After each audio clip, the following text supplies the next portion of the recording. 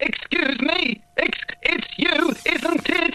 I know you. I don't think so. Yes, you're him off the telly. You're Ironside, the San Francisco police chief in a wheelchair with a heart of gold. Gorgeous. No, I'm Professor Stephen Hawking. May I have your autograph, Inspector Ironside? No, I cannot sign autographs. Can't sign autographs. Can't sign autographs. Typical, you bloody celebs are all the same. You forget who it was who made you famous in the first place. Fuck you then. Roll the Fuck titles. you. Fuck you.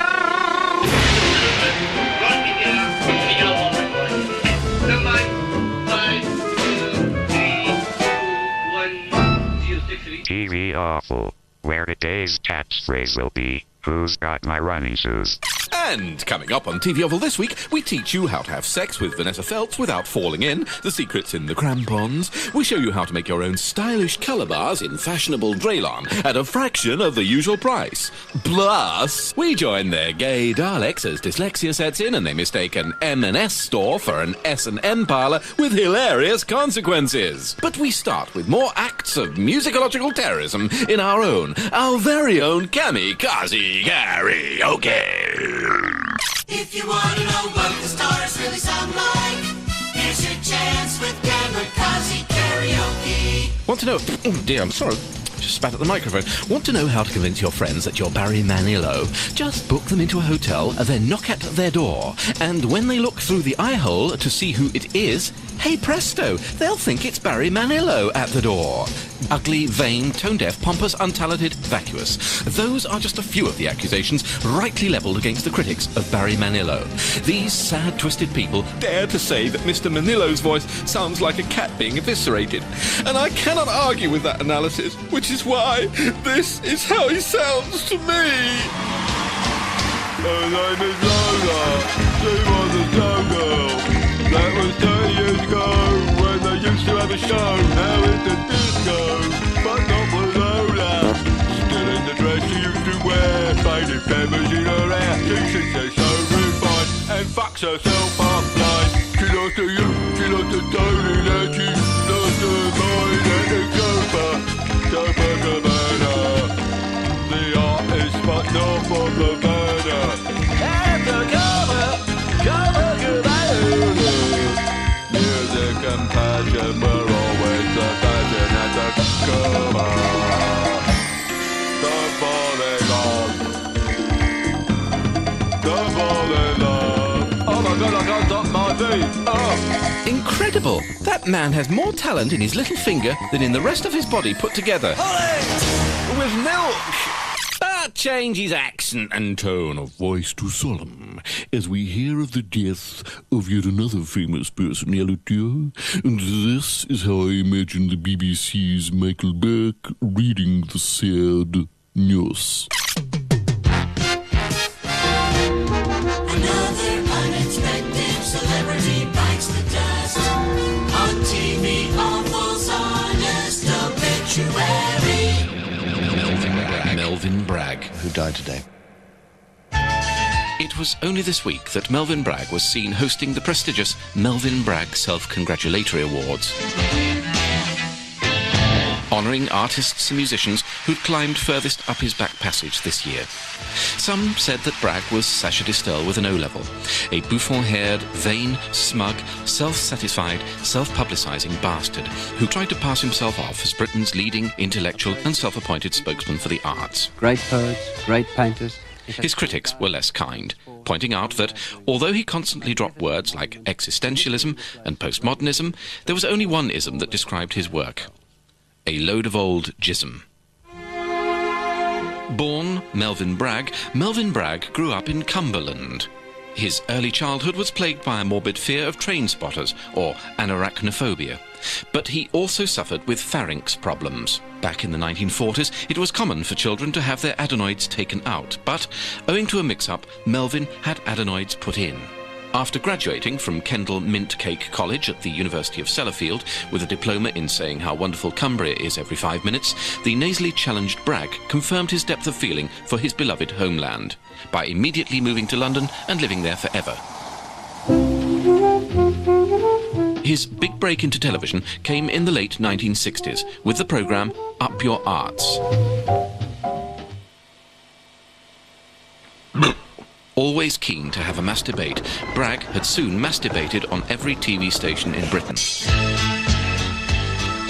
Under his guidance, the South Bank show became ever more populist and ever less popular. Tonight we look at craft. The nation was stunned this morning when, while hosting his dreary radio programme, they heard the sound of Bragg asphyxiating after swallowing his own nostrils. This is Radio 4, now at 9:05. Here's Melvin Bragg to start the week. Good morning. Raysides, what function?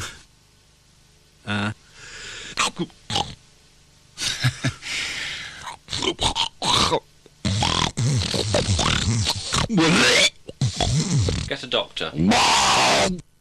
Melvin Bragg, who died today.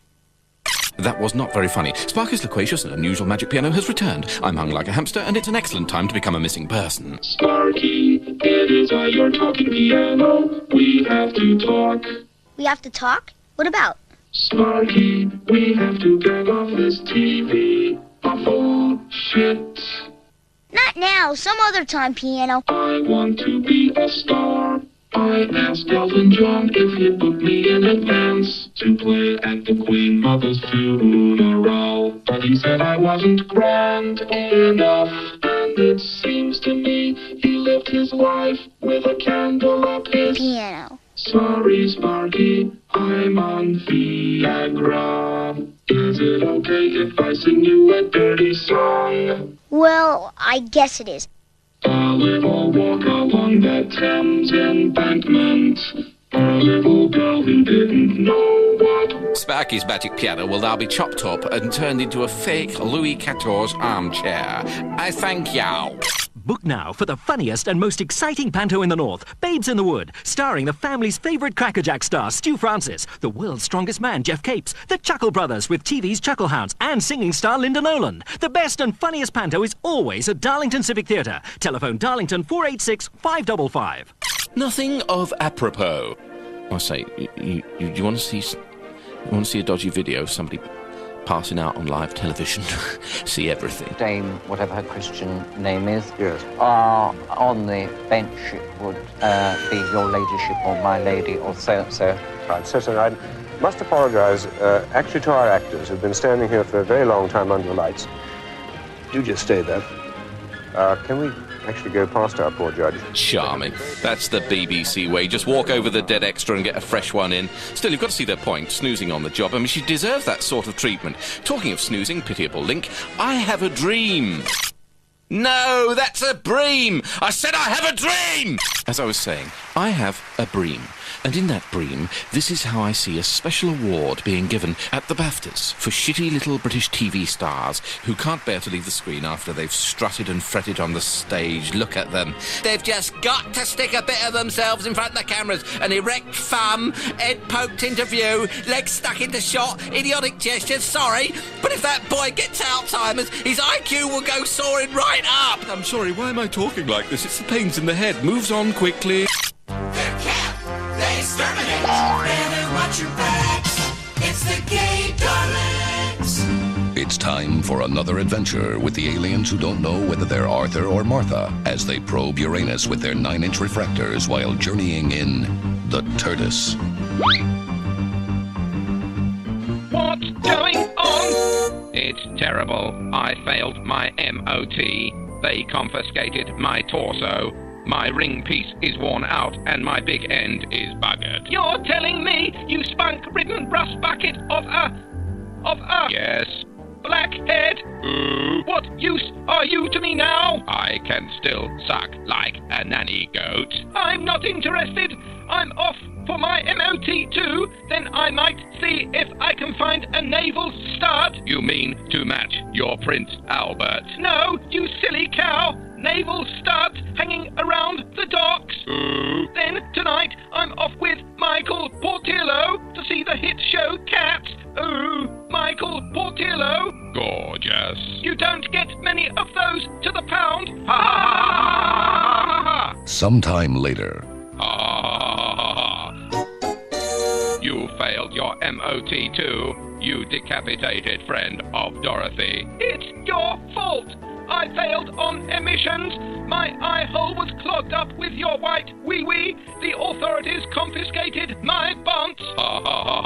This is terrible. The fearsomely heterosexual Mr. Portillo will not want to take me to an evening performance of Cats without a head. I need head.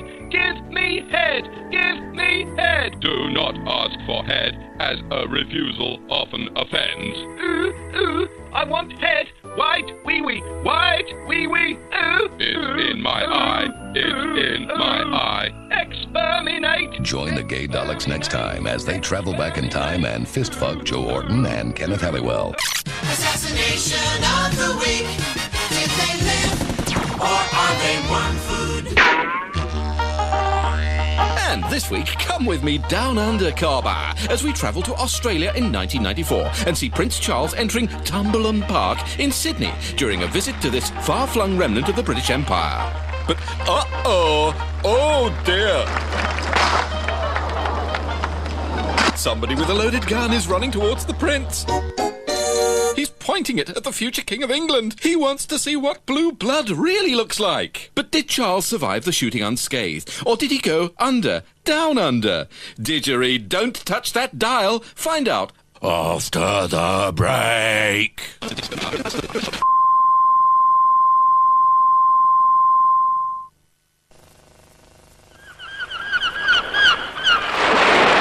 Girls, it's free. The Mermaid Ring with the lovely pearly center. Free in Diana, the famous picture story paper for girls, with exciting new ideas and stories, fascinating features about wildlife, pony riding, swimming. They're all in Diana with the lovely free gift, the Mermaid Ring. Diana, the big picture paper for girls. Out tomorrow, 6pence. TV Offal. Welcome back to TV Offal. At the end of part 1, we asked you whether Charles Windsor is still enjoying oxygen or whether he became the artist formerly known as Prince. Let's see. Ladies and gentlemen, please sit down. Well, perhaps you forgot, but Prince Charles was assassinated in Australia in 1994. Sad, but true. As a result, Princess Diana became Queen, married Dodi Al-Fayed, and reigned over an Islamic state until the year 2034. However...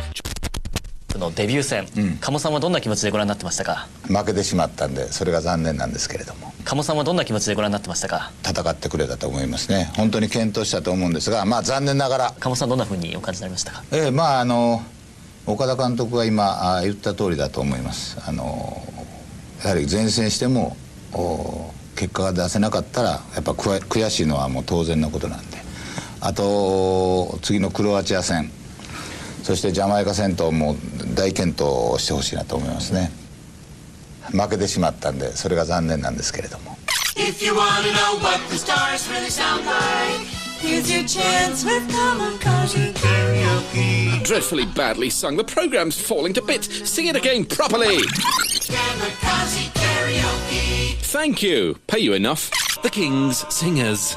Considered hip and groovy by the sort of people who thought Kelly Monteith was a dangerous comedian and Val Doonican is an angry young man. Me, I'd like to book them as guests on my new show, Singe Something Simple and Set the Fuckers Alight. And we're talking Burns Night without the haggis and bagpipes. Know what I mean, missus? Because this is how they sound to me. Say that you need no diamond rings and I'll be satisfied. Tell me that you want the kind of things that money just can't buy. I don't care too much for money, money can't buy me love. I don't care too much for money, money can't buy me love. And now it's time to show the secret films. The clips, the stars, hope we never see. The shows that failed, derailed, and never made it to our screens. We bring you the pilots that crash. Starts Art medium range goes all high. This week's pilot, The Crash Goes Lower, was made for a now-defunct satellite station, who started out by commissioning some dangerous television, but then, when they got it, they decided they preferred safe television instead, even though we all know that the only really dangerous television is a set with the live wire connected to the neutral socket and the earth wire dangling down into the bathwater. But who was responsible for this cartoon called Tubby the Tumour? Or rather, who was irresponsible for it, and which evil swine voiced the part of Tubby, the scumbag? We'll never know! Hello, I'm Tubby the Tumour. I'm a very naughty little malignant carcinogen, and I'm aiming straight for your lymphatic system. Everyone likes to give presents now and then, and so do I. I like giving people cancer. It's my hobby. I just love hearing people say those 6 little words that mean so much. Oh Christ, I've found a lump. Once I get a grip on your cell walls, I grow bigger and bigger and bigger, while the person gets smaller and smaller, until it's difficult to know which is the tumour, me or the person. Oh! I'm a romantic too. Imagine your surprise when your girlfriend breaks off in mid-blowjob and says, "What's this lump on your left ball?"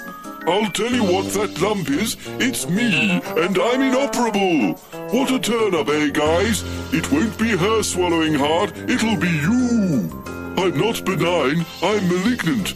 But sorry, viewers, I have to go and give more people cancer now. Give, give, give. That's me all over. Time for Tubby bye-byes. Time for Tubby bye-byes.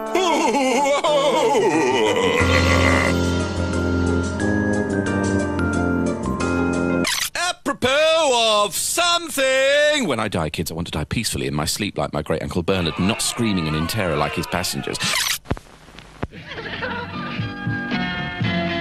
We offer the most beautiful jewellery and rings, created by craftsmen. And when it's time for giving... Come to David Allen Jewellers and give the good lady wife the finest gift money can buy, a Timex. I know a guy who's made his lolly, pretending that he's off his trolley. It's nice being Dale. He's daytime telly's brand new champ. It's nice being Dale. He's the one-man lack of concentration camp. He rose without trace and it's miraculous. He's made it big by appearing vacuous. Your clue for this one is S-M-E-G-M-A. The late Larry Grayson has a clone. Dale's missing a vital chromosome. Housewives think that he's a sex machine. Hi, gorgeous. It's Dale Winton. Sorry, girls, he's a queen. He looks thick and gorgeous in his shiny suit, but he's not just a vegetable. He's a fruit. This song is starting to sound homophobic. It's nice being Dale. So nice. There's prizes in store and much, much more. It's nice being Dale. So nice. But he's well past his own sell-by date. And now we must stop, cause our lawyer says that Dale will sue. Makes the eyes water and continues popping Viagra like they're Tic Tacs. So that's it, kids. We've seen about everything this week and prove once again that life is like a pubic hair on a lavatory seat. Before too long, you get pissed off. And we've just had confirmed that Princess Diana will be getting something very special for Christmas. The Queen Mother. But before I embark on my next televisual project, an introduction to ancient Greek mathematics presented by Humphrey Bogart and entitled Here's Looking at Euclid, I must jump into my invalid car, pick up the phone, and cause unrest. Good afternoon, Guinness Publishing, can I help you? Oh, hello. Is that the Guinness Book of Records? Yes. Oh, hello. I wonder if you can help me. Are you trying for a Guinness Book of Record? Yeah. I'm trying to, what I'm trying to do is, Yes. go on the longest, have the longest conversation with the, I'm trying to have the longest conversation with the, I'm trying to have the longest conversation with the receptionist at the Guinness Book of Records. Yes, okay. No, I'm only having a joke. It's lovely, isn't it? Yeah. It's what makes the country great. At least you feel you're doing something when you're trying to grow 50-foot fingernails. That's true. And I'm as confused as 20 blind lesbians in a fish market. I'm sorry, I can't... Complete change of accent, but could you put me through to the chief boss and head of the Guinness Book of Records? Yes. Hello, can I help you? You deal with the records? Yes, I deal with the general inquiries that come through, yes. Oh, it must be lovely, that. Sorry about the noise, I'm in my car, I'm doing 90 in a 30-mile limit. What was the actual record claim? Oh, right. My claim is this, that, hold on a second, it's my dog syndrome. Down syndrome! Bloody dog is dangerous. Sorry about the bad language. I always say obscenity is the crutch of inarticulate fuckers. Yeah. Ralph. Sorry, as I was saying, what I wish to attempt on Record Breakers is to place the world's biggest living tampon up the vagina of the world's largest mammal. Okay. Picture the scene. Norris would start his stopwatch. Right. And wearing nothing more than flippers and a snorkel, I would swim up to a lady whale's private and insert a live sheep in record time. No cruelty involved. The sheep would have oxygen tanks. Then that woman who, what's her name? The one who looks like she could suck the colour out of a marble. Cheryl Baker and Chris Akabuku would interview me by satellite and call me a genius. Is that the sort of thing you're after? To be honest with you, it's probably a little bit unique for us because we really tend to have competitive records in the book, i.e. ones that other people have already attempted or attempt on a regular basis. Oh, right. No. Can I just ask one thing? Yeah. Is it Norris or Ross who's dead? Yeah, it's Ross. All right, Ross is dead. That's right, yeah. Was he the one who was shot at the door by the IRA? No, Syndrome! Don't jump up on the steering wheel! That's dangerous! Oh, quick!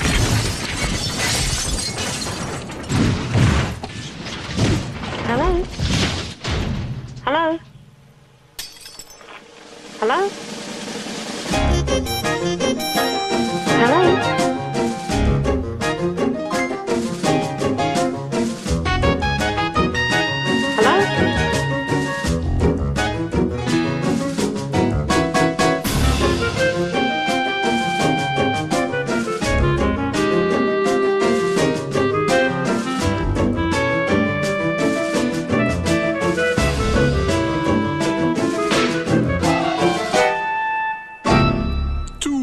You've got me under your skin. Oh well, TV Offal is over forever and ever now, but remember, you'll always carry a part of me inside of you. Another swell TV show from Associated-Rediffusion.